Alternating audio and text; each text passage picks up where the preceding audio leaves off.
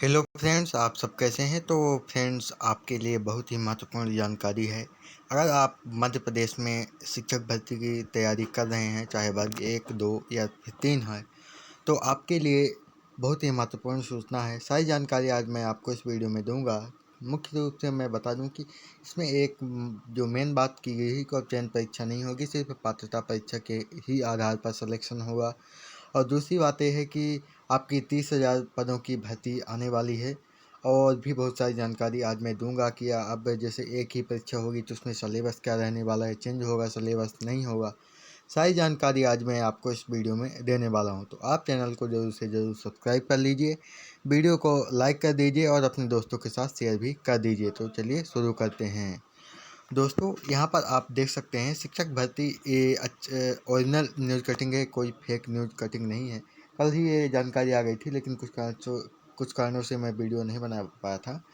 तो यहाँ पर आप देख पा रहे हैं शिक्षक भर्ती अब सिर्फ पात्रता परीक्षा से होगी, चयन परीक्षा नहीं देनी होगी। इसका क्या मतलब है? तो इसका मतलब ये है कि जैसे कि 2018 तक आप देखे हैं कि इसमें सिर्फ एक ही पात्रता परीक्षा होती थी, उसी के आधार पर सिलेक्शन दिया जाता था। लेकिन यहाँ पर आप देखे हैं कि नवंबर 2024 में आपका पात्रता परीक्षा होती है, फिर 2025 में वही जुलाई अगस्त के आसपास, उसके बाद लगभग अक्टूबर में आपकी चयन परीक्षा होती है। उसके बाद अभी रिजल्ट आया है तो उसमें अब ज्वाइनिंग होगी।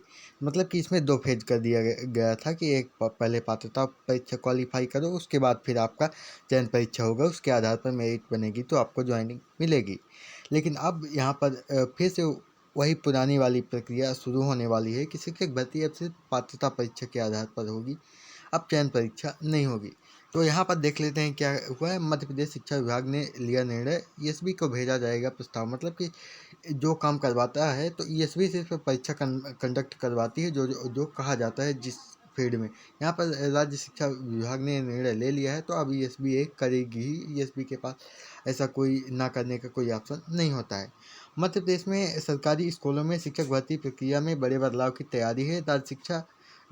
राज्य स्कूल शिक्षा विभाग ने अब दो अलग अलग परीक्षाओं के बजाय सिर्फ पात्रता परीक्षा के आधार पर शिक्षकों की भर्ती करने का निर्णय लिया है। इसके लिए अब चयन परीक्षा नहीं कराई जाएगी। मतलब कि अब सिर्फ पात्रता परीक्षा के आधार पर ही सिलेक्शन दिया जाएगा, जो मैंने आपको बताया, चयन परीक्षा नहीं होगी। राज्य स्कूल शिक्षा विभाग इस परिवर्तन का प्रस्ताव मध्य प्रदेश कर्मचारी चयन मंडल ईएसबी को भेज रहा है, जो मैंने आपको बताया। उल्लेखनीय है कि मध्य प्रदेश में अब तक उच्च माध्यमिक, माध्यमिक तथा प्राथमिक शिक्षक भर्ती के लिए पहले पात्रता परीक्षा आयोजित की जाती थी, आप जानते हैं। उसके बाद फिर इसमें सफल होने वाले अभ्यर्थी चयन परीक्षा के लिए आवेदन करते थे। उसके आधार पर चयन परीक्षा में सफल होने के बाद ही अभ्यर्थी शिक्षक बन पाते थे। इस प्रक्रिया के कारण अभ्यर्थियों को दो बार आवेदन करना पड़ता था और दो अलग अलग भर्ती परीक्षाओं की तैयारी भी करनी पड़ती थी। ये तो ठीक है कि अलग अलग आवेदन फीस भी लगती थी, लेकिन मुख्य बात यह है कि इसमें टाइम बहुत ज़्यादा लगती थी। आप अब बताइए, नवंबर 2024 में पात्रता परीक्षा हुई है, अभी तक में चयन परीक्षा का रिजल्ट आया है इसी मतलब कि देखा जाए तो 25 या फिर 26 फरवरी को। तो आप देख सकते हैं कितना साल, 2 साल का लगभग टाइम लग चुका है। इसमें भी अब ज्वाइनिंग देने में पता नहीं कहीं 2027 ना पहुंचा दें। तो यही बात है कि इसमें टाइम बहुत ज़्यादा लग रहा है। नई व्यवस्था लागू होने के बाद यह पूरी प्रक्रिया अपेक्षाकृत आसान हो जाएगी। आसान नहीं होगी, लेकिन बात यह है कि थोड़ा कम टाइम लगेगा, लेकिन वो फिर भी कितना भी कोशिश करें, साल भर लगा ही लेते हैं। शिक्षक बनने के इच्छुक लोगों को केवल शिक्षक पात्रता परीक्षा देनी होगी। 2 बार परीक्षा होने के कारण अभ्यर्थियों पर अतिरिक्त आर्थिक बोझ पड़ता था। वही फीस जानते हैं, सामान्य वर्ग के लिए इतनी ज़्यादा फीस है, 500 रुपये है। और चयन परीक्षा के लिए फीस है 500 रुपये। मतलब कि देखा जाए तो 1,000 रुपये तो इसी में लग जाता है। और उसके अलावा अगर किसी सेंटर अपने डिस्ट्रिक्ट में नहीं दिया, किसी दूसरे जगह दे दिया, तो उसमें फिर ट्रैवल चार्ज बहुत ज़्यादा लग जाता है। अब देख लेते हैं, आजीवन वैध रहेंगे पात्रता परीक्षा के अंक। मतलब कि अगर आप एक बार पात्रता परीक्षा क्वालिफाई कर लिए तो आप आजीवन उसके लिए वैध रहेंगे। ईएसबी के अधिकारियों के अनुसार नई व्यवस्था में केवल पात्रता परीक्षा आयोजित की जाएगी, उसी के स्कोर के आधार पर स्कूल शिक्षा विभाग भर्ती करेगा। यह स्कोर आजीवन वैध रहेगा। हालांकि अभ्यर्थियों को अपने स्कोर में सुधार करने के लिए भविष्य में दोबारा परीक्षा में शामिल होने का अवसर मिलेगा। ये बहुत ही महत्वपूर्ण जानकारी। जिससे कि मान लीजिए कि जैसे मैं हूँ या फिर बहुत सारे कैंडिडेट हैं जो पात्रता परीक्षा ऑलरेडी क्वालिफाई कर चुके हैं। अब उनके मन में ये चल रहा होगा कि क्या मुझे दोबारा पात्रता परीक्षा देनी पड़ेगी, नहीं देनी पड़ेगी, मेरे इसी स्कोर कार्ड पर ज्वाइनिंग मिलेगी या फिर क्या होगा।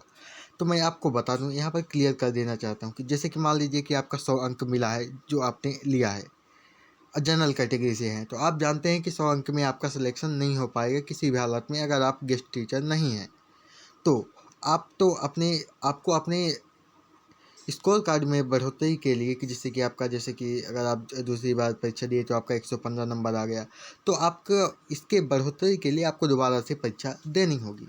तो आपका पुराना वाला स्कोर कार्ड भी वैलिड रहेगा और आप जो नया परीक्षा देंगे उसका भी स्कोर कार्ड वैलिड रहेगा।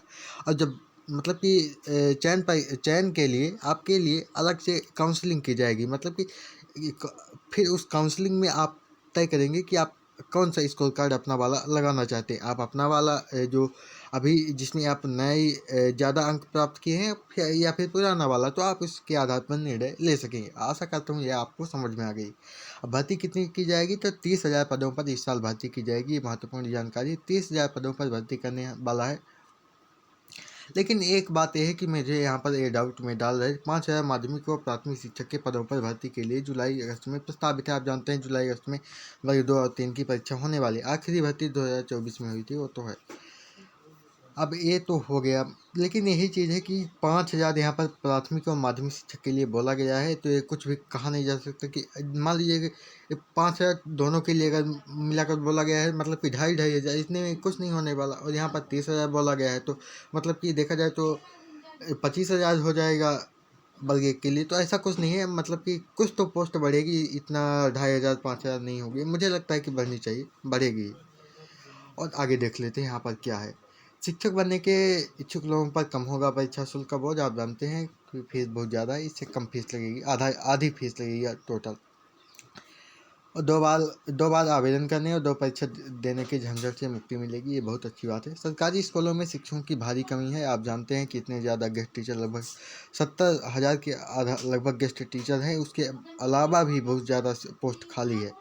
प्रदेश में 5 साल में करीब 35,000 पदों पर भर्ती होने के बाद भी स्कूलों में शिक्षकों में 1 लाख पद खाली हैं। यहाँ पर देख पा रहे हैं, टोटल 1 लाख पद खाली हैं।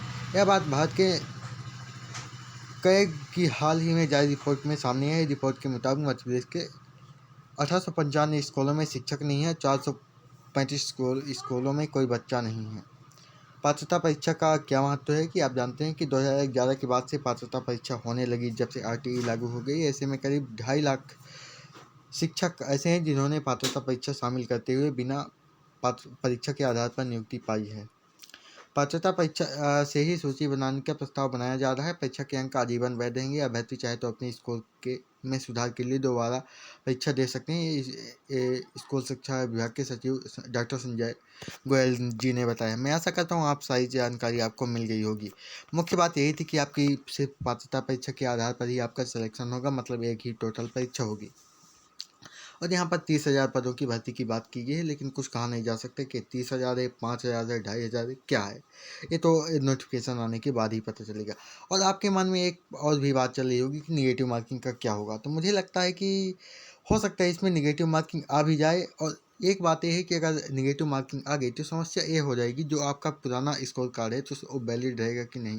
क्योंकि आप जानते हैं कि निगेटिव मार्किंग आने के बाद ही 100 नंबर क्या क्वालिफाई करना भी मुश्किल हो जाएगा। तो ऐसे में पहली बार में जो परीक्षा देंगे तो ऐसा हो जाएगा कि इनका सिलेक्शन ही नहीं होगा, क्योंकि पिछले वाले जो पात्रता क्वालिफाई हैं उनका तो अच्छे से स्कोर कार्ड है, अच्छा मतलब उसमें नंबर है अपेक्षा की। तो यही दिक्कत आएगी निगेटिव मार्किंग में। तो अब देखा जाएगा कि निगेटिव मार्किंग चालू करते हैं या फिर नहीं, कुछ कहा नहीं जा सकता। बाकी अगर निगेटिव मार्किंग आएगी तो मैं आपको बता दूंगा। बाकी यहाँ पर अभी एक नोटिफिकेशन आया है वन रक्षक जेल प्रहरी का, तो वहाँ पास उसमें जारी किया गया है निगेटिव मार्किंग के बारे में। तो जैसे ही जानकारी आएगी तो मैं आपको बता दूंगा। जय हिंद, जय भारत।